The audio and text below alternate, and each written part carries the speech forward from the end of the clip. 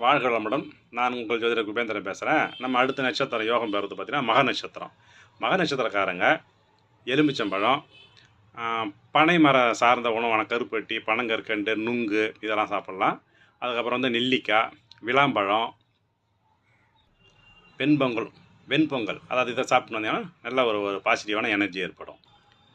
இவங்களுக்கான விருட்சம் பார்த்திங்கன்னா ஆலமரம், பலாசு, எலுமிச்சை மரம். இந்த மரத்துக்கெல்லாம் இவங்க வந்து நீர் ஊற்றுறது, அவங்களோட ஜென்ம நட்சத்திரம் அன்றைக்கி போயிட்டு நீர் ஊற்றுறது, அது மரத்துக்கிட்ட அடியில் உட்காந்துன்னு வர்றது, இதெல்லாம் செஞ்சுட்டு வந்தாங்கன்னா அவங்களுடைய கர்ம வினைகள்லாம் கண்டிப்பாக கொஞ்சம் கொஞ்சமாக குறையும்.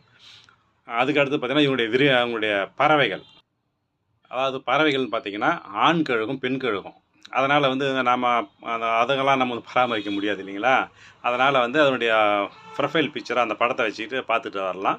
கண்டிப்பாக அதனுடைய நல்ல எனர்ஜி ஏற்படும், பாசிட்டிவாக நடக்கும். சரிங்களா? பயன்பெறுங்க.